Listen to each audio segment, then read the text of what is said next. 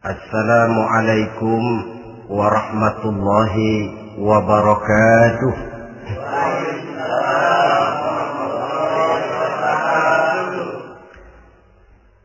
Alhamdulillahi rabbil alamin. Wassalatu wassalamu ala ashrafil anbiya'i wal mursalin Sayyidina wa maulana Muhammadin wa ala alihi wa ashabihil mujahidin at-tahirin, amma ba'd. Saudara hadirin kaum muslimin rahimakumullah. Dalam kehidupan sehari-hari kita selalu berhadapan dengan dua hal yang berlawanan, dengan dua hal yang kontroversial kata orang sekarang, yang kita diharuskan memilih satu di antara kedua hal itu. Sejak kita bangun tidur sampai kita tidur lagi, selalu kita hadapi dua persoalan itu, yang benar dan yang salah, yang hak dan yang batil, yang pantas dan yang tercela, yang ma'ruf dan yang munkar. Persis seperti sebaik lagu yang lagi ngepop dan banyak dinyanyikan anak sekarang, madu di tangan kananmu katanya, racun di tangan kirimu. Tapi saya pikir-pikir, bagaimanapun kalau cuma sekedar madu di tangan kanan, racun di tangan kiri, adresnya jelas. Yang repot kalau kita sudah tidak tahu lagi mana yang madu, mana yang racun. Lebih celaka lagi di zaman sekarang, banyak racun mereknya madu. Kita terpedaya, kita terpesona, kita terpukau oleh racun yang bermerek madu ini. Kita minum dia, yang akibatnya rawan di dalam kehidupan kita. Sangat banyak racun-racun yang terpancang di sepanjang perjalanan hidup kita ini. Dan dua di antara racun kehidupan itu akan kita bicarakan pada pertemuan kali ini, yakni arak dan judi, minuman keras dan judi.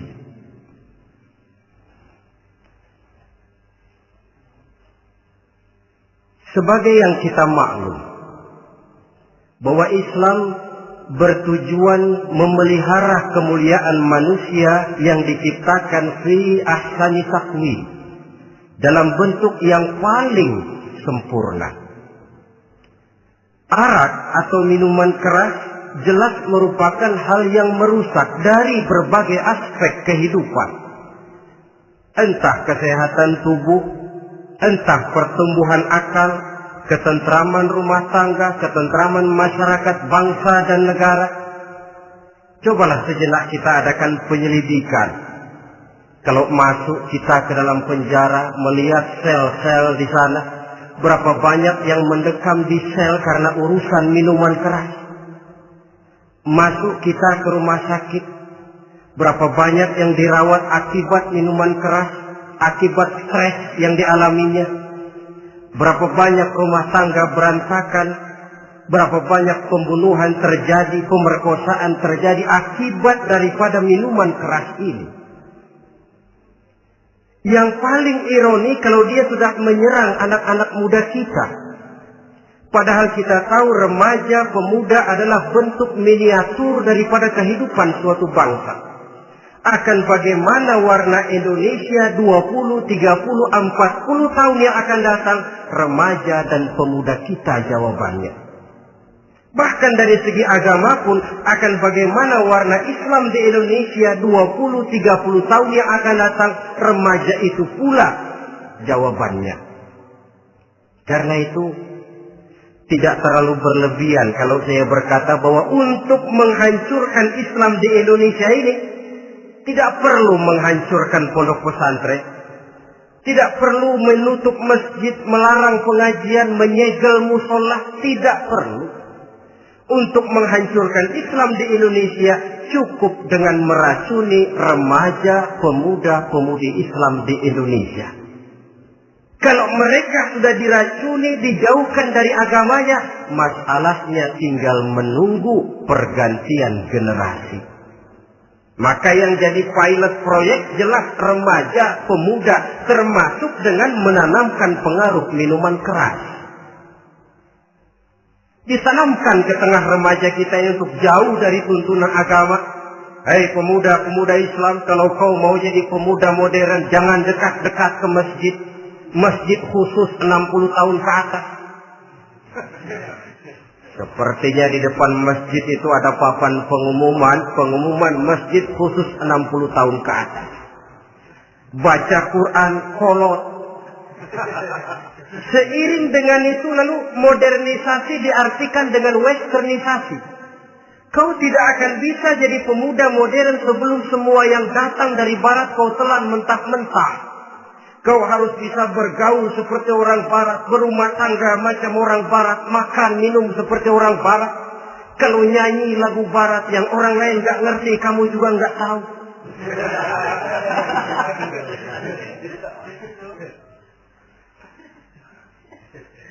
Anutlah itu free love yang pada gilirannya akan mengarah kepada free sex alias samenleven. Isaplah itu ganja, morfin, narkotik. Jikalau sudah terlena kita dengan itu, maka kehancuran suatu bangsa sesungguhnya sudah dimulai. Penyakit minuman keras ini bukan cuma penyakit zaman ini. Masyarakat yang dihadapi oleh Rasulullah Sallallahu Alaihi Wasallam 14 abad yang lalu juga masyarakat yang kemaruk dengan minuman keras. Arab jahiliyah kalau sudah minum arak mabuk, tidak cuma minum, dia mandi pakai arak. Sistem pendidikan yang disampaikan Islam bijaksana. Mula-mula diberikan gambaran bahwa arak itu walaupun ada manfaatnya tapi ada bahayanya, dan bahayanya jauh lebih besar daripada manfaatnya. Tahap kedua diberikan pesan jangan mendekati sholat dalam keadaan mabuk. Padahal sholat 1 hari 1 malam 5 kali artinya makin jauh saja dia dari arak itu. Pada saat kondisi iman sudah memungkinkan, barulah turun vonis bahwa arak itu najis, perbuatan setan, jauhi. Yang ironi yang saya katakan tadi, racun mereknya madu. Kadang-kadang kita dibuai dengan iklan yang tidak mendidik. Saya pernah lihat ada iklan misalnya, Anda ingin modern, majulah bersama minuman ini. Atau minuman ini lambang pergaulan dunia yang maju. Modern diukur dari minuman. Yang jadi korban akhirnya remaja dan pemuda-pemudi kita. Saya teringat satu analisa dari Rasulullah Sallallahu Alaihi Wasallam. Beliau bersabda, Inna min asratis sa'ah. Sesungguhnya di antara tanda-tanda kiamat. Apa kiamat itu? Dalam arti yang umum, kiamat itu saat di mana alam ini hancur, bumi gempa, air laut tumpah ke darat, gunung meletus, planet-planet bertabrakan, lalu semua yang bernama hidup mati. Itu kiamat beneran. Saya nggak mau cerita kiamat beneran, sebab saya sendiri nggak kepengen ngalamin. Yang sering kita ngalami ini kiamat kecil-kecilan, kiamat mini. Apa kiamat mini itu? Hancurnya sendi-sendi kehidupan sosial. Maksiat merajalela, munkarat menjadi-jadi. Yang ma'ruf dianggap munkar, yang munkar malah menjadi ma'ruf. Yang salah disanjung-sanjung, yang benar dicaci maki. Tuntunan dianggap tontonan, tontonan malah jadi tuntunan. Kan kiamat kalau sudah begitu. Pencungkiran nilai. Kenapa hal semacam ini bisa terjadi? Penyebabnya kata Nabi, pertama ayyurfa'al ilmu. Ilmu diangkat oleh Allah. Bagaimana cara Allah mengangkat ilmu dan apa maksudnya itu? Allah mengangkat ilmu itu, saudara, caranya pertama dengan mewafatkan ulama. Makin banyak ulama wafat, makin banyak ilmu ditarik. Yang kedua, kurangnya minat orang untuk belajar agama. Kalau sudah klop macam itu, artinya agama sudah disudutkan ke pojok-pojok kehidupan. Agama cuma sekedar tinggal dekorasi. Agama cuma seminar, cuma kongres, cuma muktamar. Tapi bahwa agama merupakan realita dalam kehidupan, itu tidak pernah terwujud. Kalau ulama sudah tiada, minat orang belajar agama berkurang, maka ajaran Allah tidak lagi didenungkan orang. Dikala itu, wa yuzharul jahlu, akan muncullah kebodohan. Nampak kebodohan di mana-mana. Muncul permissive society, masyarakat yang merasa boleh hidup dengan kaidah serba boleh.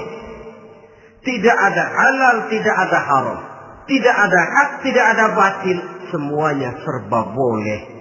Kalau sudah begitu kondisi masyarakat, terjadilah apa yang dianalisa oleh Nabi. Dikala itu, wayab suazina, zina dikerjakan berterang-terangan. Orang sudah tidak punya malu. Hidupnya sudah pakai prinsip punya kuping kebo. Punya muka tembok. Punya kulit badak. Kalau juga dikasih tahu, malu dong kau tinggal serumah belum nikah. Malu sama siapa? Masyarakat. Allah, masyarakat cuek aja.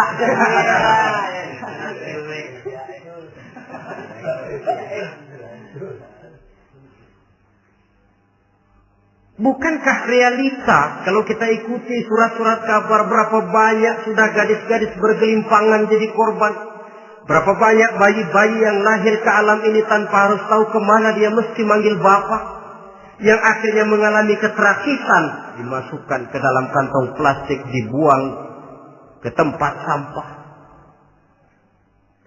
Kalau itu sudah terwujud, muncul efek negatif yang kedua, wa yushrabal khamr, arak, minuman keras jadi kebanggaan. Anak muda belum nyohor kalau belum bisa mabuk.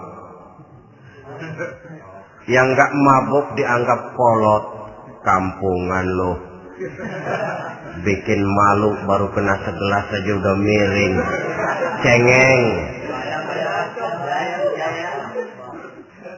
Temen kita hebat sampai nyungsep di got. Yang nyungsep hebat. Ya, kalau cuma yang hancur kehidupan pribadi. Tapi kalau sudah menyangkut masa depan, yang berarti masa depan suatu generasi adalah merupakan masa depan daripada suatu bangsa. Begitu kerasnya Islam ini melarang minuman keras, sampai bukan cuma sekedar meminumnya saja yang diharamkan, tetapi juga dilarang mengimportnya, memproduksinya, membuka warung yang menjual minuman keras atau bekerja di tempat penjualan minuman keras. Ada juga yang nyerempet-nyerempet, Pak, kalau sedikit kan nggak apa-apa, nggak mabuk ini.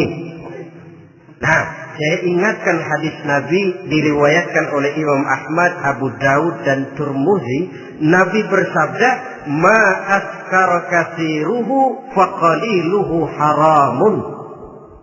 Apa yang banyaknya menyebabkan mabuk, sedikitnya pun tetap haram hukumnya. Memang barangkali mungkin ada manfaatnya, tetapi bahayanya jelas lebih besar ketimbang manfaat yang bisa timbul daripada jenis minuman keras itu sendiri.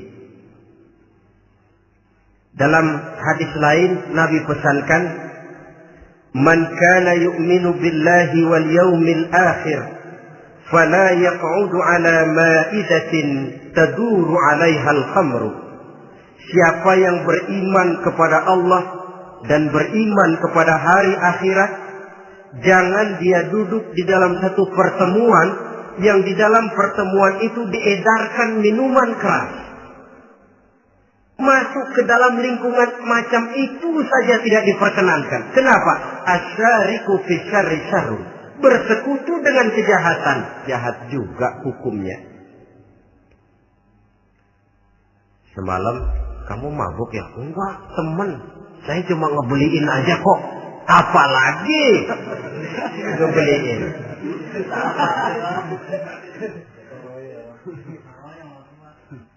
Sebab apa? Dalam keadaan mabuk, orang tidak lagi bisa berpikir secara logik. Daya kontrol hilang, artinya perbuatan sudah tidak terkontrol lagi. Yang pertama. Yang kedua, IQ tidak akan tumbuh dan berkembang secara normal seperti yang kita harapkan. Yang ketiga, harga diri akan runtuh hancur di tengah masyarakat. Bayangkan kalau tengah malam kita digotong orang diantar ke rumah kita. Dengan kondisi macam itu masih punya muka kita untuk tegak di tengah masyarakat. Masih punya harapan kita untuk tumbuh menjadi pemimpin sementara orang terkenang. Ini kan yang kemarin malam gua gotong, dia lagi mabuk. Harga diri, kepribadian. Jangan lupa saudara, kita hidup di tengah masyarakat. Masyarakat itu punya hukum yang tidak tertulis, tapi lebih kuat dan lebih kejam daripada hukum tertulis. Orang bilang, sekali arang tercoreng di dahi, seumur hidup orang akan tetap ingat. Makanya Rasulullah dalam hadis memberikan tamsil untuk adik-adik remaja muslim ini, masalul mu'min kamasalin nahli. Perumpamaan orang yang beriman itu persis seperti tawon. Mentalitas orang mukmin persis tawon. Apa mentalitas tawon? Kalau kita ngaji bab tawon, kita renungi apa keistimewaan tawon. Saya lihat-lihat, ternyata tawon itu punya 4 keistimewaan. Pertama, tawon itu yang dihisap selalu saripati bunga. Bagus makanannya. Belum pernah tawon keliru makan. Saya belum pernah dengar kok ada tawon makan tahu.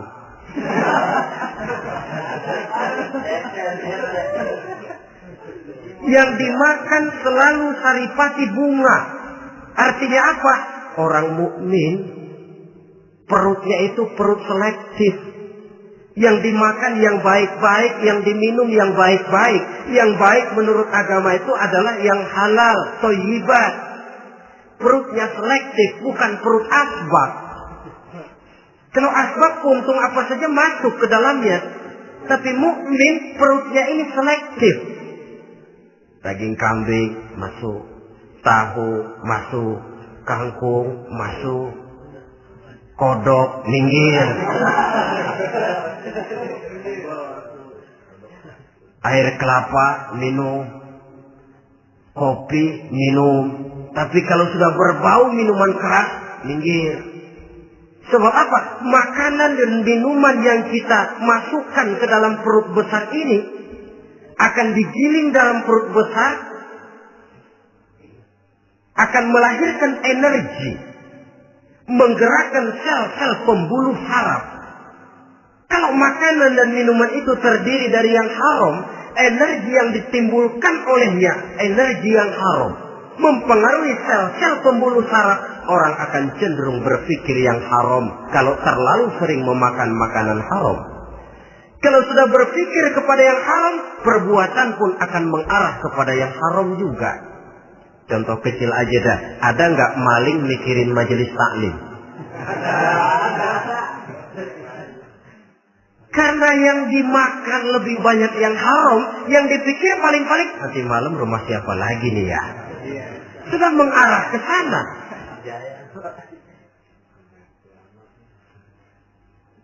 Saripati bunga yang dimakan tawon itu. Lalu tawon yang kedua saya lihat yang dikeluarkan selalu madu. Artinya apa orang mukmin itu? Kalau dia berkata, perkataannya mengenakan orang. Kalau dia berbuat, perbuatannya membawa manfaat bagi orang. Kalau kakinya melangkah tentu ke tempat yang ada gunanya. Yang dikeluarkan madu, bukan racun. Indah tawon itu. Yang ketiga, tawon saya lihat, kemanapun dia hinggap, tidak ada dahan patah. Artinya apa? Orang mukmin dimanapun dia tinggal, kemanapun dia pergi, pantang jadi biang kerok buat lingkungannya. Pantang menimbulkan kerusuhan dan keonaran. Tidak ada cabang patah dimanapun tawon hinggap. Tapi juga yang keempat, saya lihat-lihat tawon itu, jangan coba-coba diusik. Satu kali dia diusik, kemana orang lari? Nyilem masih ditungguin. Tawon.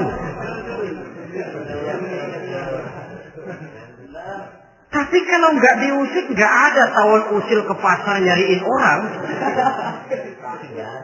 Ketika dia diusik, inilah saatnya saya harus mempertahankan kehormatan diri saya. Dia pun bangkit. Artinya apa? Orang mukmin tidak boleh nyari-nyari musuh. Tapi ketemu musuh tidak boleh lari. Musuh jangan dicari, bertemu pun jangan lari. Mentalitas orang mukmin seperti tawon.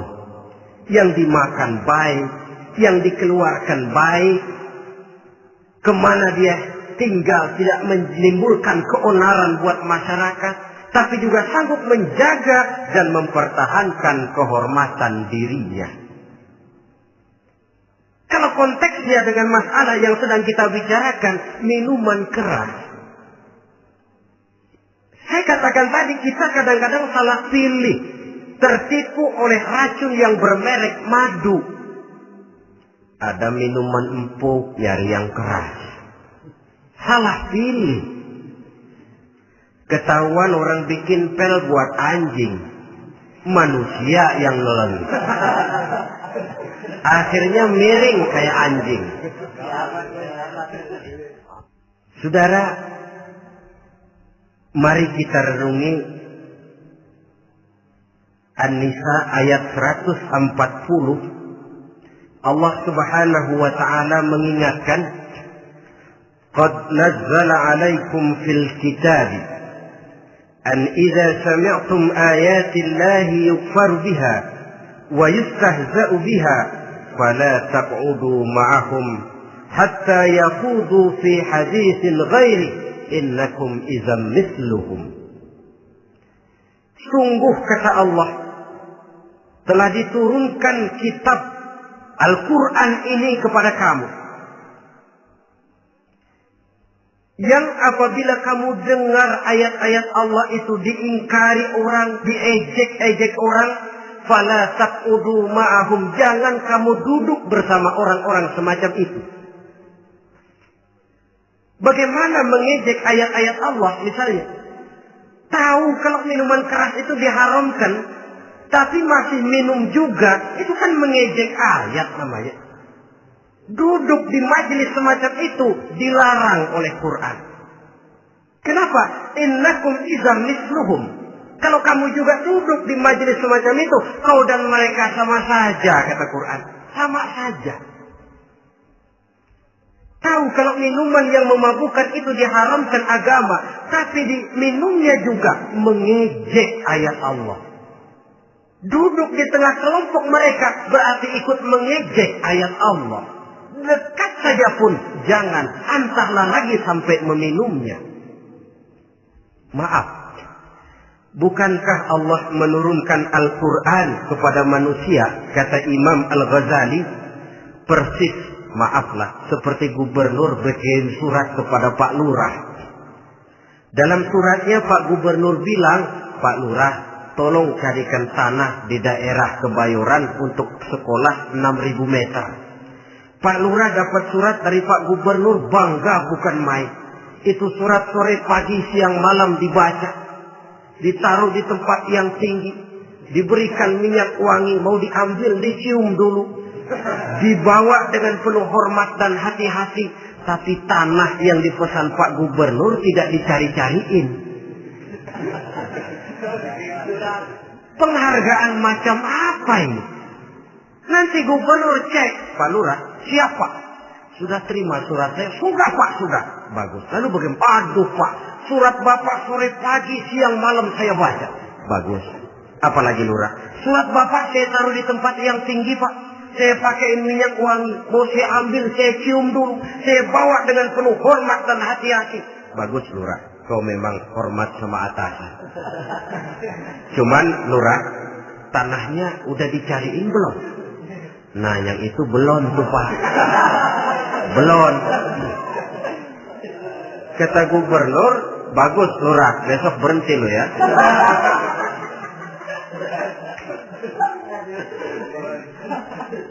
Membacanya memang penting. Al-muta'abbad bitilawatihi, beribadah dari sebab membacanya.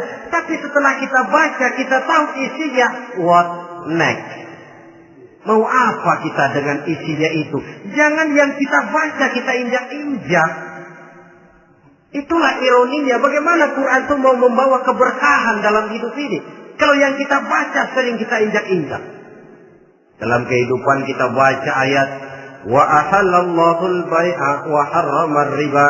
Allah halalkan jual beli, Allah haramkan riba, tapi renten ditelan terus.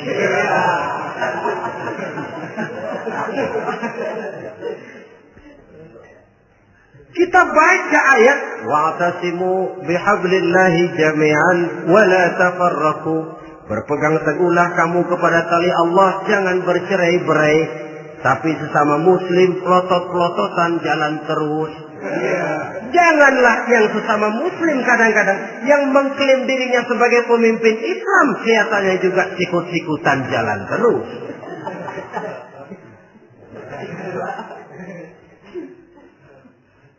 Sehingga tidak heran kalau orang bilang di bawah ngamalin ayat kursi sudah sampai di atas ayat hilang, tinggal kursi saja yang diamalin. Ironi dan menyedihkan. Perjalanan panjang memang saatnya kita menunggal dengan Al-Quran ini. Tetapi prosesnya memang harus kita mulai dari sekarang. Perkara kapan proses ini selesai, itu bukan masalah kita. Tapi bahwa kita sudah memulai suatu proses, itulah yang diharapkan. Hadirin yang saya hormati, oleh karena kerasnya peringatan Islam terhadap minuman keras, pernah satu hari seorang lapor kepada Khalifah Umar bin Abdul Aziz bahwa ada sekelompok orang berkumpul meminum minuman keras. Kata Khalifah Umar bin Abdul Aziz, jerah mereka, hukum, cepat. Ya Khalifah, kenapa? Di tengah mereka ada juga orang yang Ramadan biasa puasa. Begitu, iya, yang biasa puasa duluan hukum. Kenapa? Mengerti memang lebih besar resikonya daripada tidak mengerti. Kalau yang tidak mengerti dilatar belakangi oleh kebodohan, barangkali masih bisa ditolerir, masih bisa dimaklumi. Ini toh sudah tahu mau puasa, kenapa berkumpul di majelis yang ada minuman keras? Tapi memang kelompok ini kan memang selalu ada. Kita lihat dalam masyarakat itu kan ada 4 kelas. Pertama, ada orang yang tahu perintah dan tahu larangan. Ini the first class, kelompok terbaik. Perintah tahu dia kerjakan, larangan tahu dia jauhi. Ini orang terbaik. Yang kedua, ada orang tahu perintah tapi tidak tahu larangan. Perintah tahu, larangan tidak tahu. Sholat mau, puasa mau, zakat fitrah bayar, nyolong mau, mabuk ayo. Perintah tahu tapi larangan tidak tahu, akhirnya semua dikerjain. Barangkali yang rada bingung malaikat bagaimana nyatatnya ini, kotor absen. Gelas yang ada di hadapan saya ini, kalau semua diisi air putih macam ini, kan jelas bisa diminum orang. Kalau semua diisi bensin, jelas bisa diminum motor. Tapi kalau separuh diisi air putih, separuh diisi bensin, kacau. Kalau gelas yang ada di hadapan saya ini sepenuhnya diisi air putih, jelas bisa diminum orang. Kalau sepenuhnya diisi bensin, juga jelas bisa diminum motor. Yang repot kalau separuh diisi air putih, separuh diisi bensin. Kacau statusnya. Orang minum mabok, motor minum pun mogok. Dijual juga tidak laku barang campuran. Inilah makna pernyataan Allah, wala talbisul haqqa bil batil. Jangan kamu campur adukan antara yang hak dan yang batil. Perintah dikerjakan, larangan pun dikerjakan juga. Kelompok ketiga, ada pula manusia yang tahu larangan tapi tidak tahu perintah. Larangan tahu tapi perintah tidak tahu.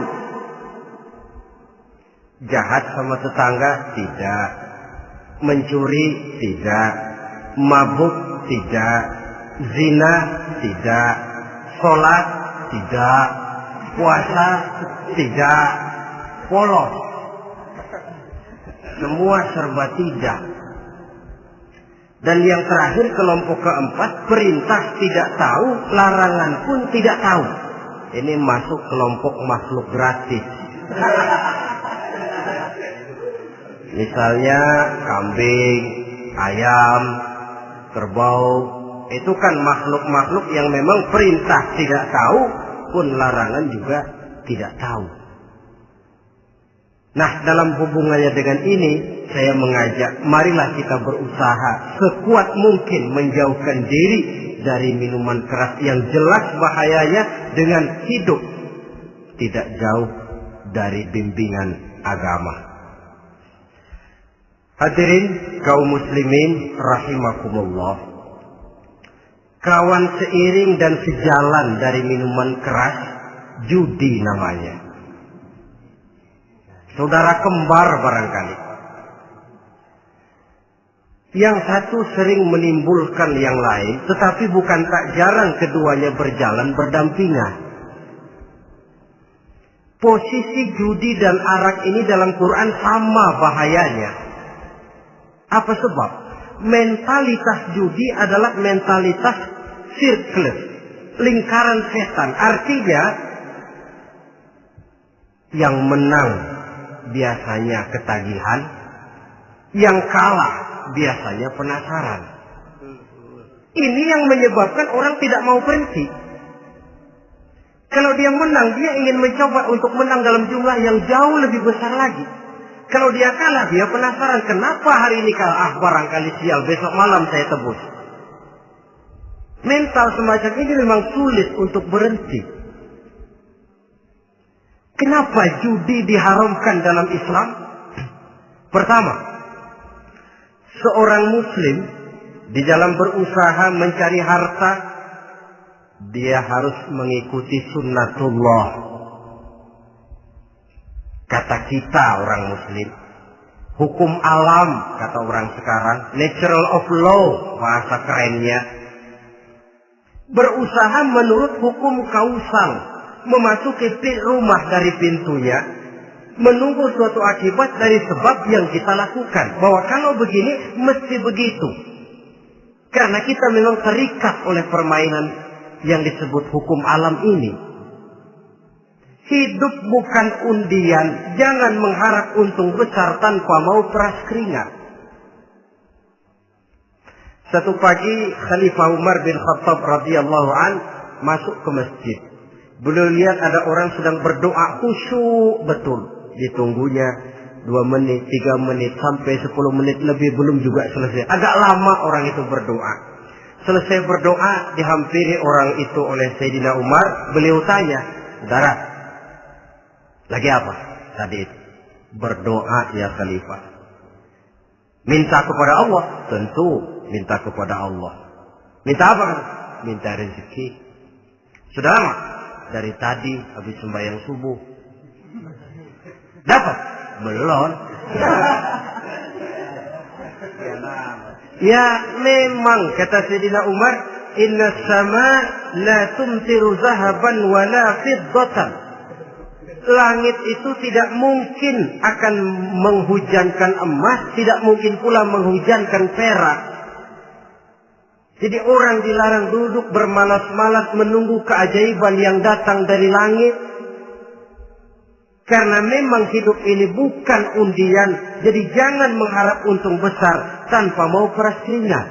Di dalam berusaha kita terikat oleh sunnatullah. Kalau begini sebab penyebabnya, akan begini akibat yang ditimbulkannya. Yang kedua, Islam menjadikan harta manusia itu sebagai benda berharga yang dilindungi. Mengambilnya dengan judi termasuk memakan harta orang lain dengan cara yang batil. Yang ketiga, judi itu sendiri dapat menimbulkan permusuhan dan pertentangan antara para pemain itu sendiri. Meskipun kelihatannya kompak duduk dalam satu meja yang saling berhadap-hadapan, yang kalah kelihatannya pasrah, tetapi kan itu cuma kulit permukaan. Batinnya bagaimanapun juga yang kalah itu tetap mendendam. Sedangkan yang kalah di samping mendendam juga mengomel, mencaci mungkin. Ya lawan bermainnya, ya mungkin juga dirinya sendiri. Dan yang keempat, judi itu merusak aktivitas hidup. Membuat orang membuang waktu dengan tidak terasa, dan yang pada gilirannya melupakan orang kepada tanggung jawab. Wah, kalau sudah memegang kartu, konon kabarnya, saya sendiri alhamdulillah belum pernah, lupalah orang anak, lupalah orang kepada istri, lupalah orang kepada tanggung jawab. Waktu pun berlalu tanpa terasa. Apalagi kalau sudah diiming-iming oleh gambaran akan memperoleh keuntungan yang besar. Termasuk di dalam judi itu undian, apapun namanya. Yang usaha ke arah ini seharusnya tidak dipermudah, walaupun dengan embel-embel dana kemanusiaan, sumbangan sosial. Saya tidak begitu yakin, saudara, bahwa bangsa Indonesia ini sudah begitu menipis rasa kemanusiaannya, sehingga untuk berlaku sosial mesti diimbangi dengan hadiah sekian juta rupiah.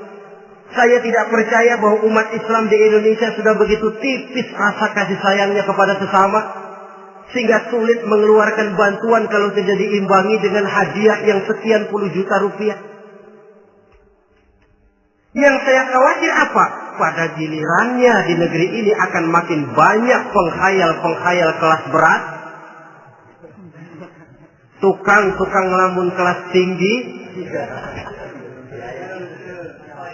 yang hidup cuma ngumpulin jikalau andai kata umpama misalnya orang sudah kemana-mana kita masih menghitung jikalau.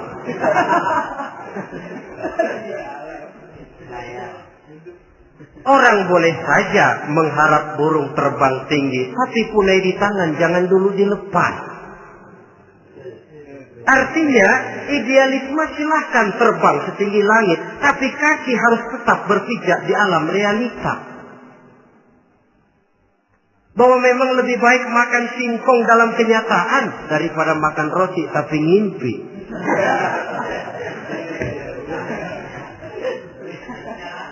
Kadang anaknya menangis, Pak minta jajan, ada uang 200 rupiah. Sudahlah sabar, kau jangan jajan, nanti bapak beliin kalau tembus 100 juta nih. Akhirnya yang 100 juta tidak, anak pun kelaparan. Bukankah akan jadi masalah bagi semuanya? Belum lagi rasa sayang kepada harta yang sudah dia miliki. Entah itu tanah, rumah, kendaraan. Kalau sudah kadung kalah di meja judi, hilang rasa sayang kepada benda itu. Ada rumah-rumahnya dilelang, ada kendaraan-kendaraan jadi taruhan. Ada jam tangan pun copot tanpa terasa. Maka berapa banyak rumah tangga berantakan, istri minta cerai, orang jadi nekat merampok. Orang jadi nekat mencuri, korupsi kalau dia pejabat. Akibat apa ini? pengaruh yang namanya judi. Saudara kaum muslimin, ma'asyiral muslimin rahimakumullah. Itu sebabnya di dalam surah Al-Maidah ayat 90 Allah menekankan, innamal khamru wal maisir wal ansab wal azlam rijsun min amali syaitan fajtanibuhu la'allakum tuflihun. Sesungguhnya arak, judi, berhala, mengundi nasib itu rijsun. Ya Allah, jarang benar Quran menggunakan kalimat rijsun. Rijsun ini sudah merupakan puncak kekotoran. Bapak moyangnya najis, itu rijsun. Rijsun, kotor. Sudah kotor ditambah pula min amali syaitan, pekerjaan setan. Wajtanibuhu, jauhi. Jangan sampai main, dekat saja tidak boleh, jauhi. La'allakum tuflihun, jikalau kamu mau menjadi orang-orang yang beruntung. Sejarah tidak pernah mencatat ada orang jadi miliuner karena judi.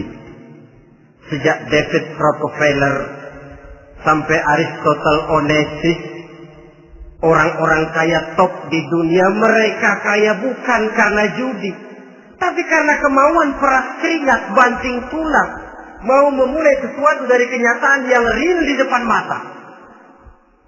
Sebab apa? Hidup ini memang perjuangan. Janganlah kita ingin hidup dengan satu prestasi, ingin tetap hidup seperti apa adanya sekarang ini saja, toh kita harus berjuang. Apalagi ingin hidup lebih baik, lebih terhormat, lebih mudah. Hidup perjuangan. Perjuangan berarti pengorbanan. Berani hidup artinya berani berjuang. Berani berjuang maksudnya rela berkorban. Takut berkorban, jangan berjuang. Tidak mau berjuang, berhenti hidup. Itu logika. Dan bagaimanapun saya yakin lebih baik berkorban daripada menjadi korban. Kalau sekarang kita berkorban, peras keringat, banting tulang, berusaha secara sunnatullah untuk menghidupi anak, istri, keluarga, pada satu saat kita tidak akan menjadi korban kebrutalan anak-anak kita sendiri. Kalau mereka dibesarkan dan tumbuh berkembang oleh hasil yang diperoleh dari meja judi. Ayat 91 Al-Maidah ini lebih memperkuat lagi. Kalau itu arak, judi, berhala, mengundi nasib adalah perbuatan setan, sebenarnya setan mau apa sih? Ayat 91 menegaskan, innama yuridu syaitanu ayyuqi'a bainakumul adawata wal baghdha'a fil khamri wal maisir. Yang dimaui setan itu tidak lain supaya dengan arak dan dengan judi timbul rasa permusuhan, sikap memusuhi, saling marah di antara kamu. Coba, biasanya dalam meja judi sudah loyo, waktu juga sudah berlarut-larut. Yang menang mau berhenti, apa yang kata yang kalah? Berhenti dah, gue wacok loh. Enak bener, gue lagi kalah, lu berhenti. Coba, kira-kira kapan akan selesai permainan? Akan timbul permusuhan, akan timbul rasa dendam, kesumat yang ditanamkan oleh setan. Karena memang baik arak, baik judi, baik berhala, baik mengundi nasib, itu semua permainan-permainan setan yang diberikan kepada kita untuk kita ikut andil bermain di dalamnya. Tatkala kita ikut terkena jerat setan, tertawalah mereka. Kenapa? Oh, makin banyak teman saya di neraka. Maaf, setan itu kan sudah tahu vonisnya. Ketika dulu di dengkotnya yang namanya iblis terusir dari surga, itu bikin semacam perjanjian dengan Allah. Tuhan, kenapa ini? Gara-gara Adam saya terusir dari surga. Maka sejak saat ini Adam dan seluruh keturunannya adalah musuh bebuyutan saya. Saya akan gelincirkan mereka dari jalan. Silahkan iblis, goda mereka. Tapi kau tidak akan mungkin bisa menggoda mereka kalau hamba-hambaku itu menjadi hamba yang ikhlas. Hanya hambaku yang ikhlas yang tidak mungkin kamu goda. Yang lain barangkali bisa. Sejak saat itulah iblis memproklamirkan permusuhan. Dan dia sudah tahu betul vonisnya neraka. Tugas dia sekarang bagaimana mengumpulkan teman sebanyak-banyaknya ke dalam neraka. Hamba Allah saja yang tidak tergelincir kepada minuman keras dan judi. Hamba Allah yang ikhlas itu bagaimana? Yang ikhlas menjadi hamba Allah. Dalam arti kata dan perbuatannya memang mencerminkan bahwa dia hamba Allah. Maaf. Di zaman sekarang ini kan banyak orang cuma berkata, saya hamba Allah, mulutnya. Tapi perbuatannya membuktikan dia hamba setan, hamba dunia, hamba harta, budak jabatan, budak nafsu. Tidak sesuai antara ucapan dan perbuatan. Sebab itu kata-kata hamba Allah kalau keluar dari mulut manusia itu murah. Soalnya ngaku siapapun bisa. Tapi diakui atau tidak, ini yang kita belum tahu. Ada juga orang berdalih, saya kan masang kalau dapat nanti mau nyumbang masjid. Barangkali aja kalau nyumbang masjid disoriin dikit sama Tuhan.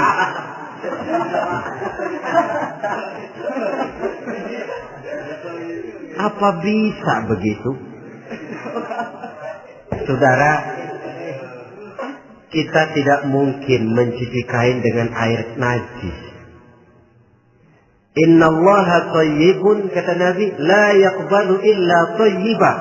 Allah itu baik dan hanya menerima yang baik. Bahwa dalam Islam tujuan yang baik harus dicapai dengan prosedur yang baik. Bahwa niat menyumbang masjid bagus, tapi hasil daripada judi atau undian tidak akan menyampaikan kita kepada tujuan itu. Tidak boleh mencuri kain walaupun niatnya untuk sholat. Kalau nyolong kain niatnya buat sembahyang, dimaafin kali. Walaupun sholatnya sah, mencuri kainnya tetap saja dosa. Islam tidak menghalalkan segala cara untuk mencapai suatu tujuan. Bahwa tujuan yang baik harus dicapai dengan cara yang baik juga. Dan penyakit judi ini juga bukan penyakit baru. Sejak dulu. Masa jahiliyah judi mereka. Saya kira kalau Las Vegas, kota judi Amerika saja barangkali masih kalah dengan cara judi jahiliyah dulu. Mereka kalau sudah judi itu uang. Habis uang ada punya tanah pasar, taruhan. Habis tanah ada rumahnya dipasang. Apalagi yang ada? Ternak unta dipertaruhkan. Harta habis, rumah ludes, kebun binasa. Ada istri juga dipasangin. Judi.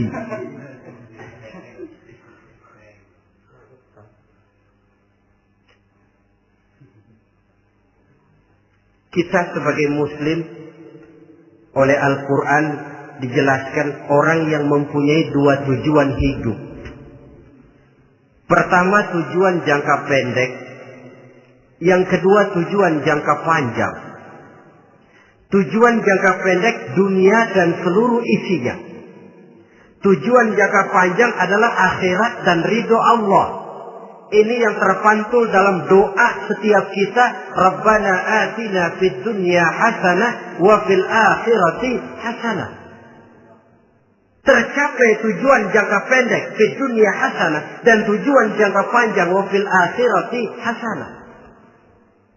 Untuk mencapai tujuan jangka pendek, merangkul dunia dan seluruh isinya, Apa yang jadi modal utama? Pertama, pendidikan. Makin tinggi jenjang karier pendidikan yang kita tempuh, rasa-rasanya makin mudah menjangkau dunia dan isinya. Yang kedua, pengalaman. Tenaga expert masih tetap diperlukan. Makin banyak pengalaman, makin mudah menjangkau dunia. Yang ketiga, dan ini ada tapi tidak bisa dijadikan pegangan, faktor nasib. Faktor kebetulan. Ada, tapi tidak bisa dijadikan pegangan mutlak. Pendidikan, pengalaman, ingin menjangkau fid dunia hasanah. Ini modal utama. Lalu untuk mencapai fil akhirati hasanah, prestasi ibadah.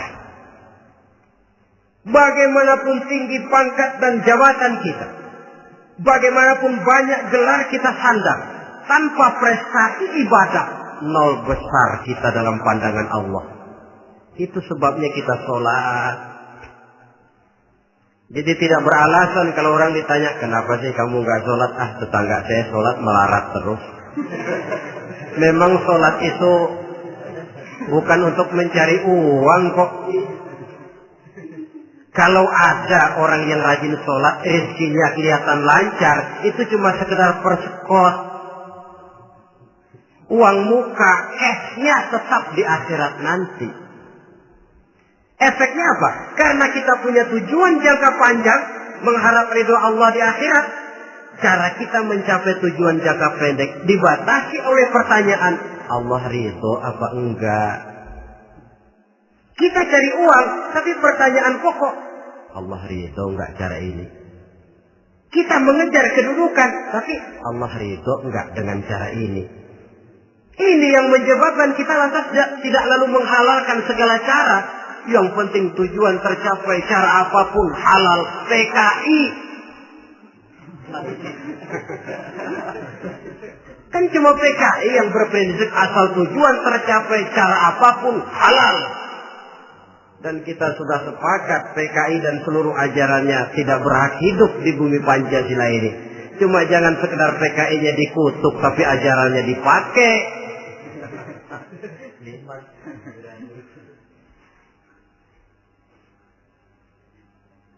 Nah, untuk mencapai dua tujuan ini, Islam mengajarkan sistem keseimbangan. Sehingga Nabi sabdakan, "I'mal li dunyaka ka'annaka ta'ishu abada, wa'mal li akhiratika ka'annaka tamutu ghada." Bekerjalah buat duniamu seolah-olah kau akan hidup untuk selamanya, tetapi bekerjalah untuk akhiratmu seolah-olah kau akan mati besok. Jadi kalau kita sudah sholat menghadap Allah, usolli fardhu maghrib, Allahu Akbar, ingat seolah-olah kita akan mati besok supaya timbul khusyuknya. Tapi kalau kita sudah bekerja, kuliah, bekerja, belajar di tempat tugas, ingat seolah-olah kita akan hidup selamanya supaya timbul gairah kerja. Jangan dibalik. Di kantor ingat mati, lemas terus. Ngapain kerja sungguh-sungguh bakalan mati. Lagi sholat ingat Duta Merlin, Altiron Plaza, ya kacau. Salah pasang, tidak pada tempatnya. Untuk mencapai fid dunia hasanah ini, Islam mengajarkan tempuh jalur yang mengikuti sunnatullah. Itu yang dihargai oleh agama.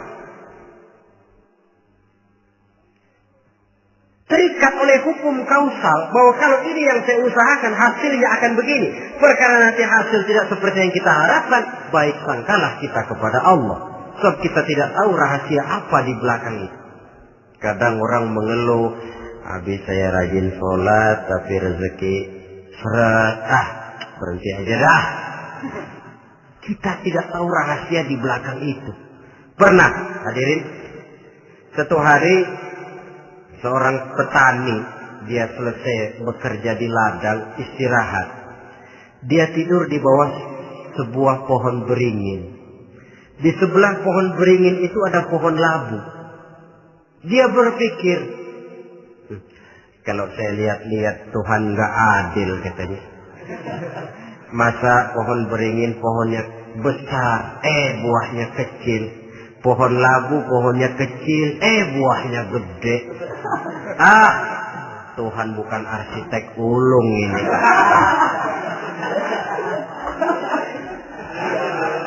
Mestinya supaya enak dilihat beringin yang pohonnya besar buahnya sebesar buah labu. Pohon labu yang pohonnya kecil buahnya kecil saja sebesar buah beringin. Tidak adil Tuhan.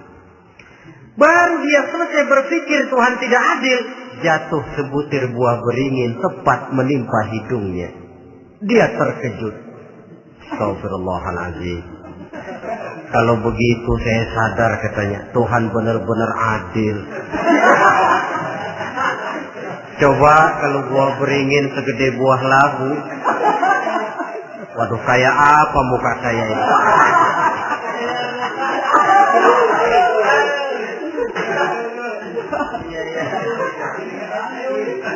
Baru terbuka pandangan matanya setelah berhadapan dengan kenyataan. Baru keluar respek. Allah benar-benar adil. Padahal semenit yang lalu dia masih berkata, Tuhan bukan arsitek ulu. Tapi semenit kemudian setelah berhadapan dengan kenyataan yang real dia hadapi, Allah benar-benar adil.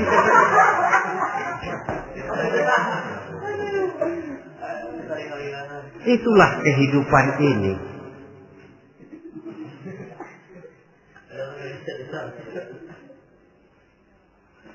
Saudara hadirin yang saya hormati, karena itu baik arak, baik judi, dua-duanya merupakan bahaya laten yang tidak hanya mengancam kehidupan agama, tetapi juga masyarakat, bangsa dan negara, apalagi kalau sudah jatuh kepada generasi penerus. Dan yang bagaimanapun juga saya berpikir sebenarnya remaja, pemuda, pemudi kita cuma korban dari suatu sistem. Sebab ini merupakan tanggung jawab bersama. Ulama mubalik macam saya paling wewenangnya cuma ngomong. Yang punya SK untuk memberhentikan pabrik minuman keras itu kan Menteri Perindustrian. Tangan-tangan eksekutif. Sehingga kalau Nabi katakan, Man ra'a minkum munkaran falyughayyir biyadihi wa illam yastati' fa bilisanihi wa illam yastati' fa biqalbihi. Apabila salah seorang kamu melihat suatu kemunkaran, termasuk minuman keras dan judi di dalamnya, rubah itu. Dengan cara apa? Kalau kau mampu dengan tangan. Artinya power, kekuatan. Kalau dengan tangan tidak mampu, ini orang kalau gue pukul gue yang melintir. Umpamanya, fabilisan dengan lidah ngomong. Mas, saya senang sampean tinggal di sini, kampung kami tambah warga, tapi tolonglah jangan bawa pengaruh yang tidak baik. Kalau ternyata bicara pun tidak berani, fabiqalbi, cukup dalam hati, sekurang-kurangnya tidak ikut membenci kemungkaran dalam hati, itulah kadar iman yang paling lemah. Ini secara umum. Tapi kalau hadis ini kita mau adakan semacam, katakan description of job, bahasa kerennya, kita adakan pembagian tugas. Siapa yang harus merombak kemungkaran dengan power? Penguasa, pemerintah, sebab dia punya aparat. Siapa yang merombak kemungkaran dengan lidah? Ulama, kiai, mubalik, ngomong. Siapa yang hanya merubah kemungkaran dalam hati? Kita umumnya rakyat lemah ini. Yang mau ngomong gak berani, tapi hati pegel. Nah, kalau sudah ada pembagian tugas semacam itu, insya Allah masing-masing akan berjalan pada relnya. Dan pada akhirnya selamatlah kita, bangsa Indonesia, umat Islam pada khususnya, dari bahaya, baik bahaya minuman keras maupun bahaya judi. Menyelamatkan bangsa dan yang lebih lagi menyelamatkan masa depan kita. Sekianlah saudara pertemuan kita pada saat ini. Mudah-mudahan ada manfaatnya. Terima kasih atas segala perhatian. Mohon maaf atas segala kekurangan. Usikum wa nafsi bitaqwallah. Wassalamualaikum warahmatullahi wabarakatuh.